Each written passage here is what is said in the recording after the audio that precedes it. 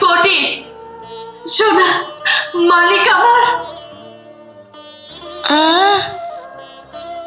ওরে ফটিক, বাপধন রে। মা, এখন আমার ছুটি হয়েছে মা, এখন আমি বাড়ি যাচ্ছি। হ্যাঁ বাবা মা, তোর ছুটি হয়েছে রে। ভালোবাসাহীন শৈশব, বঞ্চনার ভারে হঠাৎ বেড়ে ওঠা এক কিশোরের কাহিনী।